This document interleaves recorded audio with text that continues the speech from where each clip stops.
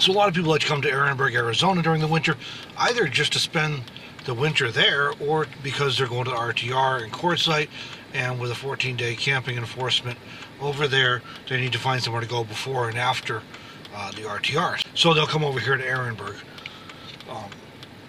I did a video last year and showed directions in this place because it's not hard to find once you know where it is, but if you've never been here before, it can be a little bit weird trying to find exactly where you want to go. So you're going to access Ehrenberg from Interstate 10 and exit 1. So if you're coming heading west on Interstate 10 towards California, 1 mile before the California border, you take exit 1. And now most of the camping I want to talk about here, you'll go south from the highway. But before we do that, I wanted to show you real quickly a must-know spot here in Ehrenberg if you're coming here, and that is the mini mall, or the laundromat, which is actually right in front of us as you get off the highway. So if you head north off the highway at exit 1, just right in front of you here, you can see it right as you leave the highway where I just was stopped. You can see this big sign, laundromat and mall, and this is kind of a local establishment. It's part of the River Lagoon Resort RV park next door, but importantly for nomads, it has a number of services that are helpful to us. It's kind of a small convenience store, like more of a general store really than a convenience store. They have firewood, they have a laundromat, they have showers, they have water dispensers for both bulk and small bottles. They have an RV sewer dump. So they just have all kinds of things that are handy for us nomads, including they also have mailboxes for rent fairly inexpensively if you're looking for a mailbox for the winter. So this is the laundromat and mall, the mini mall. It's often just called the mall or the laundromat or what have you, but this is it anyways. And this is a must-know place in Ehrenberg. You got to know about this spot. There's not a whole lot else in Ehrenberg. There is a new Family Dollar opening up soon that is just right here on this road, just east of the mini mall. And that'll be opening up soon, because there's not really much for shopping here. So you pretty much end up going up to Parker, where there's a Walmart and some things, or over to Blythe, California, which is about a 10-minute drive to the west. So that'll provide a few more options here. But they do have like some general things at the mini mall. Now we're coming back across the highway now. As we do, where there's a roundabout, we have to go around. And off to the right here is a Flying J truck stop.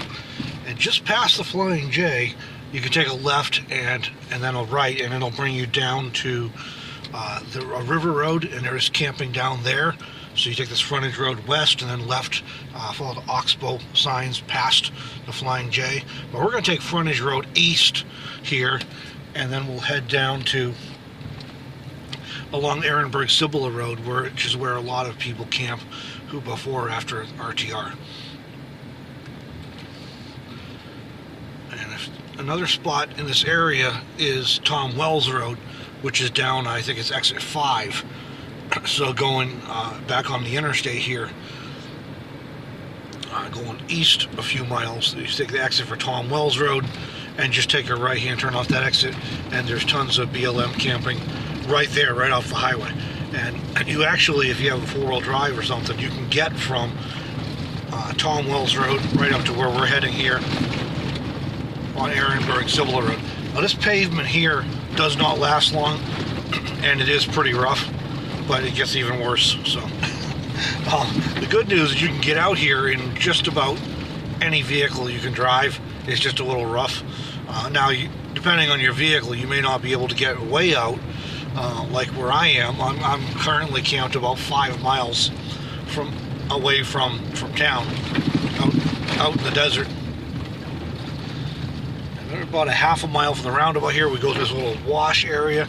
It does flood and it does get swept over with sand when it rains heavy. It's not too bad right now, but it, you know, last month it was pretty bad for a while after a day of some rain down here.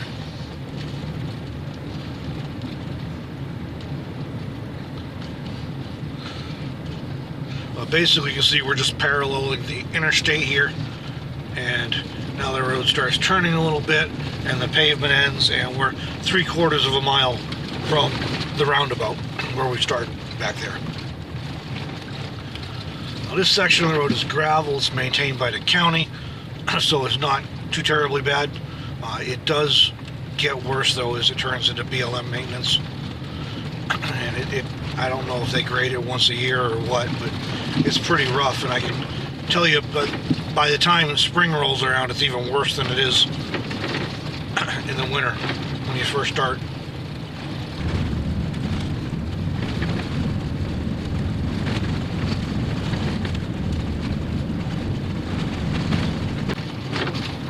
Those are the Dome Rock Mountains in front of us there. And I don't know if you can see the one that has the towers on top, but that's Cunningham Mountain. I've actually hiked part way up that from this side, but apparently the way they do it is from the other side. I didn't quite make it to the top because it got pretty hairy, the ridge I was trying to ascend. And it was late enough in the day I gave up at that point. But there's a video about that from last year too. And it's getting a little rougher down here with the washboard, but we're 1.5 miles now from the traffic circle, and you see this Y in the road. The left is a gravel pit. That's a county-owned gravel pit. You don't want to go that way. We want to go to the right here onto the BLM road, which, as you know, is a primitive road. Caution, use at your own risk. Surface is not regularly maintained, and it is not. That's for sure. And then, of course, warnings about not entering when flooded. You do have to be cautious when it rains out here in the desert. If you're not familiar with the desert, I mean, if you already know this, you can ignore me, but if you're not familiar with the desert, you get these roads, they'll go through washes, which are dry most of the year. But when it rains, they can flood. And that water is really powerful, and it will carry your vehicle away sometimes. And or the road can just wash out underneath to the point that you get stuck and then you're stranded in a flooded wash that's flooding out your vehicle. So do use caution if you need to go through washes that appear to have water in them. Use your best judgment there, I guess, but you definitely have to use caution when it's flooded. And we're just going to stay on this road now for a bit. It goes up the hill a little bit and away from the interstate. That's the nice thing over here, is that you can see the interstate in the distance to the north from where you'll be camping if you're up here, but you really cannot hear it, only once in a while very faintly. So it's not bad as far as that goes.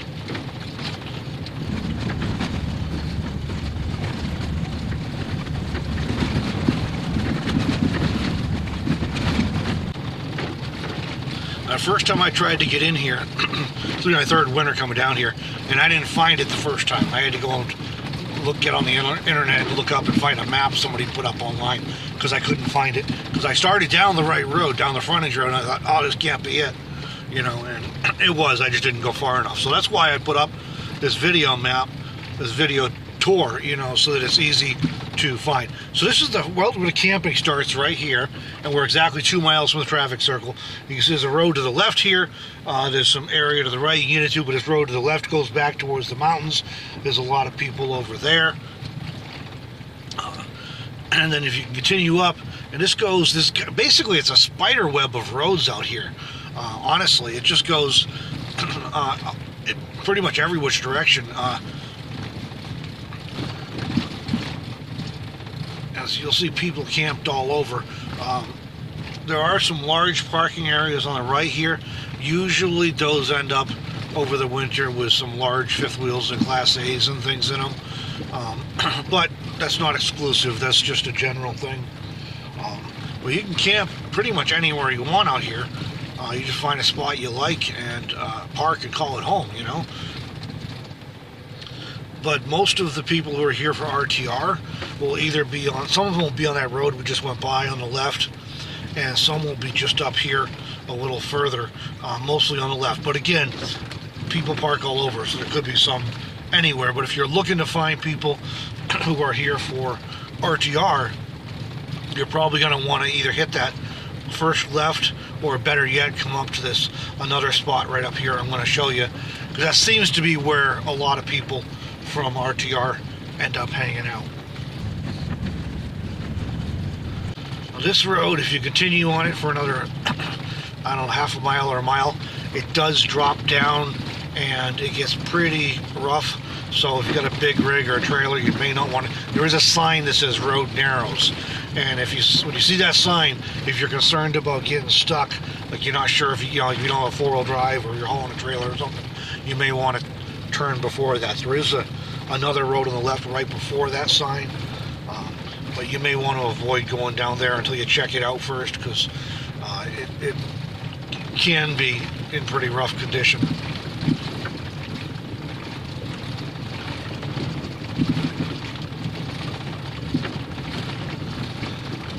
You're basically getting down to a 5 or 10 mile an hour road as you get further up here. It's rough, it gets graded once in a while, but it's kind of rough. And when we turn off this road, it gets even worse. But it's all along here, left and right, there's places you can pull off, and some of them are you just pull off, kind of parking areas. Others are like roads that start off go way out quite a ways. One of the things you probably can see looking around here is that this was a surprise to me coming to the desert the first time a few years ago. You can see for miles, literally. So you may not be camped within hundreds of yards of anybody, but you still can see for miles. So even if somebody's like several miles away, you may be able to see them, unless they're down in a gully or behind one of the infrequent trees or something. And most of the vegetation you will find around here it grows along the washes, with the exception of these creosote bushes you see along the side of the road here. Okay, so right here is where a significant point. We are at 2.7 miles from the traffic circle and the roundabout, and so there's roads on the left and the right here.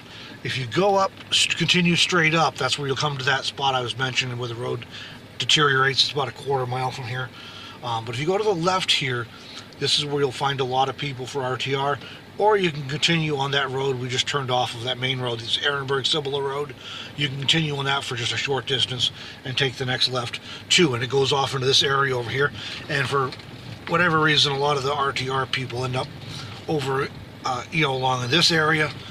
I would say this is your most likely spot road right here to find people that are here for RTR on, but you'll find some on the one before and the one after, as well as some other random places around here, sometimes even down by the river or Tom Wells Road, and other places down in Yuma and over in California. So, but as far as people who are gathering here for the RTR, if you're looking for your best odds of finding people, I'd check this road right here first, because that's probably gives you the best chance. And like I was saying, it does deteriorate once you get off Ehrenberg-Cibola Road, which gets some very limited maintenance, and this out here gets very little. For a little bit, you'll be able to make this in probably any rig you want. You have to steer around some rocks and ruts and things, but for the most part, it's navigable. Within a mile or so, it gets to where it's basically 4-wheel drive, at the very least high clearance vehicle, because the road does start getting rougher, and it's more like these aren't a lot of these roads out here. They're primitive, and they're not like a dirt road, a county dirt road or something. They're literally just a track through the desert or through the forest that people have driven on, and it's basically become a road, but it doesn't have a proper road bed and drainage and things like that. So they flood out, they get washed out, they get this one's just littered with rocks that stick up, and you got to watch out for them with tires and oil pans and whatever else is hanging down there. So that's just the way it is here, in this area, and there's plenty of roads like this, but it's not maintained like a county road, like you might be used to. if you're used to dirt roads that the highway department actually does something with. These are kind of, they're just here, and they don't get much in the way of maintenance. So you can see it's getting a little worse here in front of us.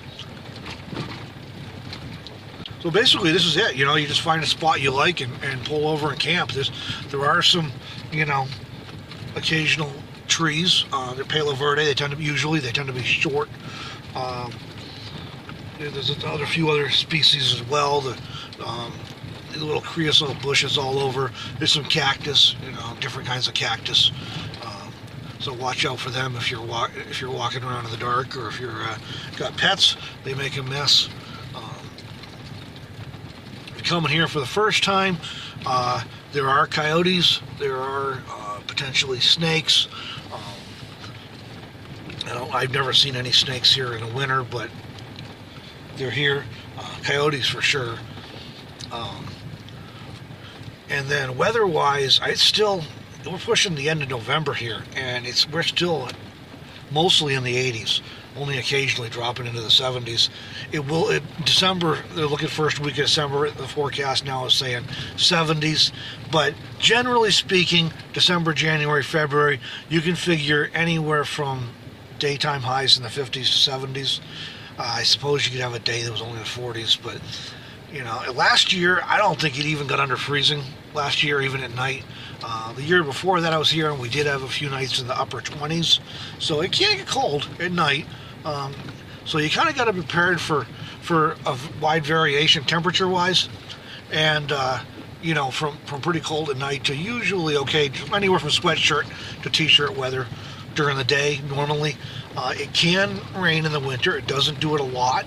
I think I doubt it was a half dozen days last year total. And most of them were just like, sprinkles or a little bit overnight.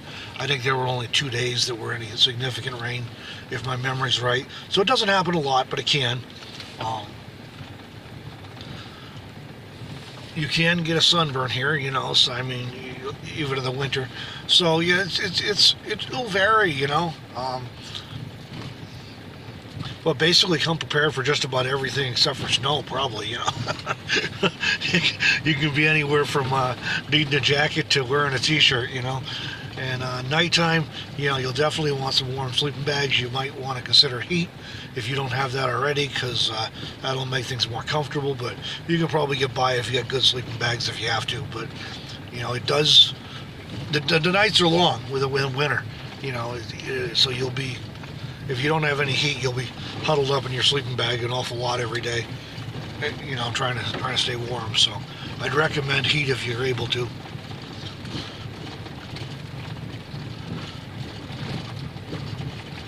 But we're just about at the end of where this road starts getting rough. There is another right-hand turn you can take off of this. It'll bring you back or over to Ehrenberg-Cibola Road, farther up from where we turned off. But this should give you a good idea of what you're going to find down here, and how to get in anyways, and how to get into the right area. And then once you get here, set up and take a walk and say hello to anybody you see out and about, and see who you can meet. There's plenty of people around here, and most of them are friendly. But that's pretty much it for here. This is Ehrenberg, and camp anywhere here you like. And I hope this helps you find your way in. Hope this is used. If you're not never been down here before, or if it's been a while, you just wanted to refresh your mind on how to get in here. This will do it for you. And I'll put some written directions in the description of this as well, in case you want to just look at those. You don't have to, watch the whole video while you're trying to make your way in or something. One more split here. This one to the left kind of goes down to that wash and towards the mountains. The one to the right here, where I'm going, again goes up, and it gets. You can see it's getting pretty rough. And this is about as far as this road is going to want to go. A lot of people wouldn't even want to come up this part because it's pretty hairy. But anyways, this is Ehrenberg. Good luck coming on down. I'll be in the area off and on. I'll be based in the area, I should say. through about February, more than likely. By the 1st of March last year, it was getting up into the 90s, and that was way too hot for me, so I bailed out of here. I'll be around, probably doing a couple of trips during the winter, but you know, this is a lot of people going to be in this area. So come on down and enjoy some better weather from what most of the country has to deal with all winter. All right, thanks everybody for watching. Hope this video helps you find your way in here, figure out where you're going for your first time, and we'll talk to you later, everybody.